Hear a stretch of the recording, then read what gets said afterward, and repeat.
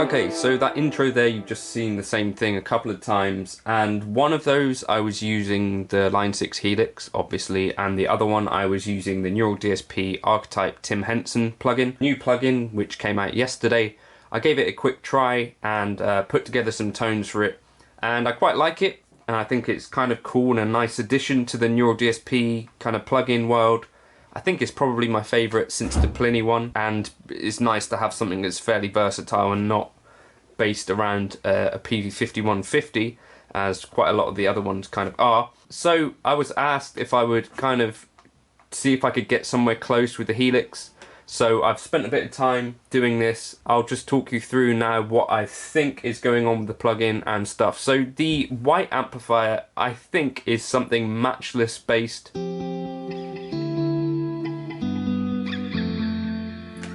Or Vox AC30 based. So a Matchless DC30 is based on a Vox AC30. I've done other videos on this particular amp on the channel, and Sergio Ramos, I don't know if that's how you pronounce his name, but he has breakdowns on Facebook and YouTube and talks about Polyphia tones and talks about how they use the Matchless in the Axe Effects stuff and all of that sort of thing. I think that's useful knowledge. I've seen it, you know, plastered around the internet as well, that Tim Henson and Scott are famous for using the Matchless kind of preset on the Axe Effects. So it would make sense that they'd use something Matchless-y for this plugin. So I think the white amp is 2 channels, so it would make sense to me that it was a Matchless. So I've just tried to get somewhere close to the tone that you saw there with this. So the amp settings, I've got drive at 5, bass at 5, cut at 3.6, treble at 5, presence at 5, channel volume 7.5, master at 10, sag at 5, etc. Now, other important things to note, there's a boost pedal at the start of the Archetype Tim Henson plugin. That I've asked someone who knows much better and who is quite eager to sort out these tones. Anyway, he thinks that that one's not really adding too much in the way of gain, is more like a flat boost. So to use simple EQ for that is my approach. So I've got the high gain boosted by 2 dB and the low gain boosted by 2 dB, sort of like a smiley face type thing maybe, and the level boosted by 3.4 dB. So that's a boost going into the amp, like on the plugin.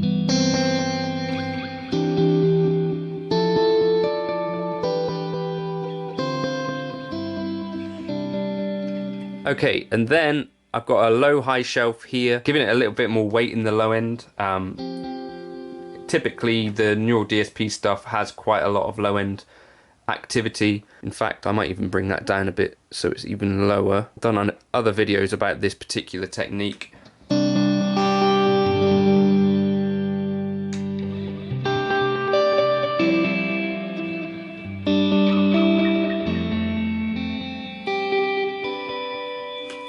Okay, and then I guess it's pretty important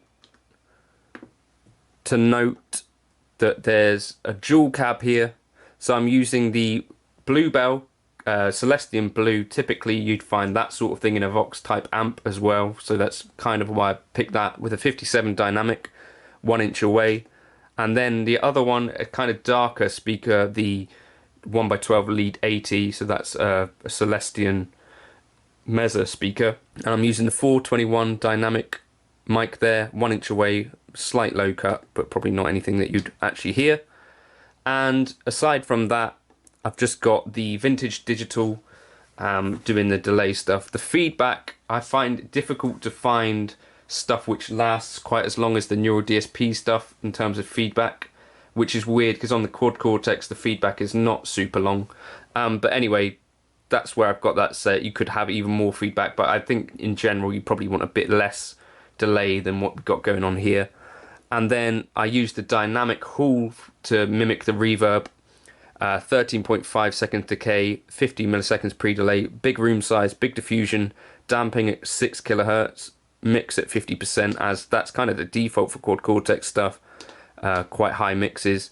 Motion 2.9, low gain, I've cut some of that out a little bit, the 117 hertz range. And yeah, so that's that. So that's the clean or slightly broken up tone. And also I thought it'd be cool to try and do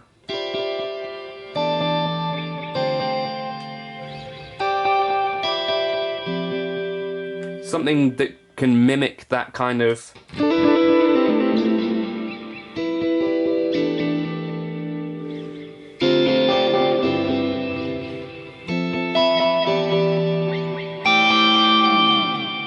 But I would say also that the Helix poly pitch actually tracks, I think, incredibly well with chords.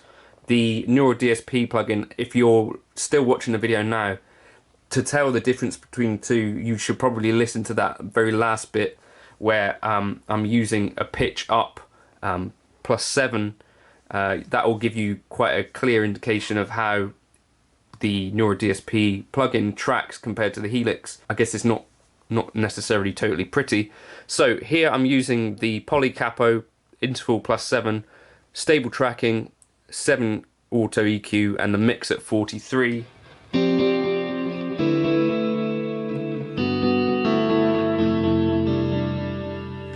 I just really like the way that that sounds and tracks and does that effect really nicely. Now the one thing that the plugin can do that this cannot is that it can receive MIDI signals to control that as like a vocoder effect. Now that's pretty cool and not something that the Helix can do, so the plugin wins for that for sure. Now what else?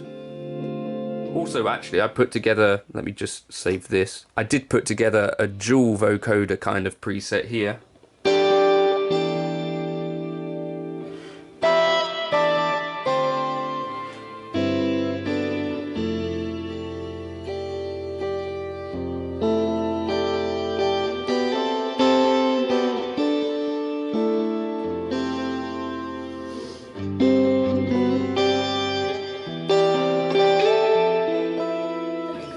Which again I just really love the sound of, so that'll be in the folder too. But what I've got going on is the poly pitch on one set of signals, so that's going up +7, and then I've got another one going up just a straightforward octave to get. But you could experiment with taking that around.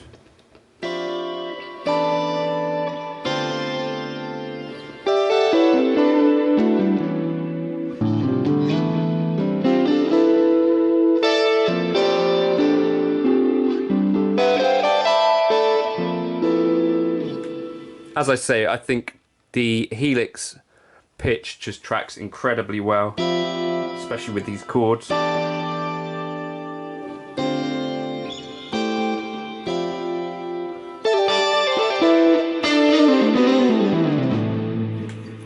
definitely worth checking that out. And then I also put together a lead tone, which you saw in the video there. So there's nothing going on in this top track for that.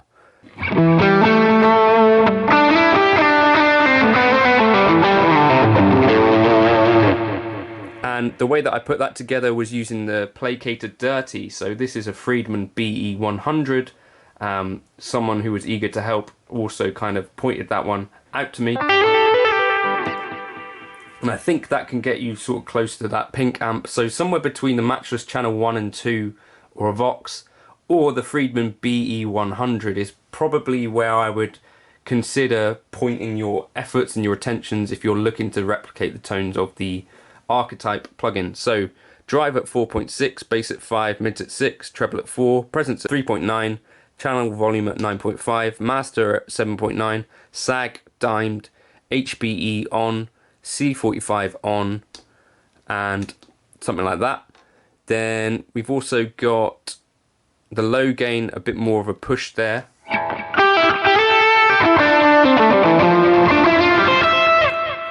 And what else have we got going on? I think I changed some of the mics, so I'm changing to a 414 condenser for the lead tone. And I've also got this 10-band graphic EQ, which I basically mimicked what I was doing in the actual plugin. So 62.5, we're taking things down minus 2.6, 125 minus 1.3, 250 minus 0.8. Then at 1 kilohertz, we've got a plus 2.7 boost. At 2 kilohertz, we've got a plus 2.9 boost. And at 4 kilohertz, we've got a minus 5.5, sorry. 8 kilohertz, minus 12, and 16 minus 10.4. So quite a dark tone.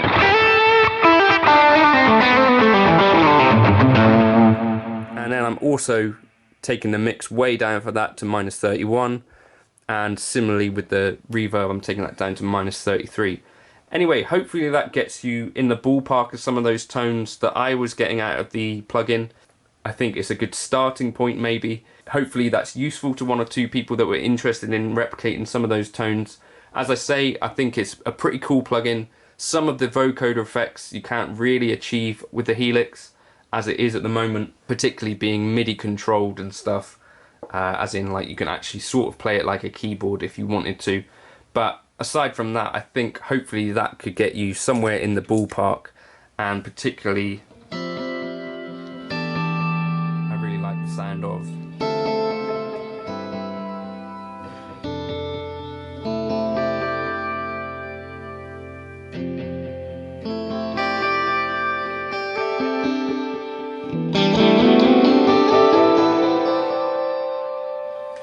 that particular snapshot, yeah, breakup plus 7. So feel free to jump into the folder and check these presets out if you want to. If you think you could get closer doing some different stuff, do feel free to let people know in the comments. It'd be interesting to hear what other people have tried. But those are the two amps that I would start off with: the Matchstick Channel 1 for the white amp, or Channel 2 for the white amp but in Channel 2 mode, and then maybe for the pink amp consider the Placated Dirty.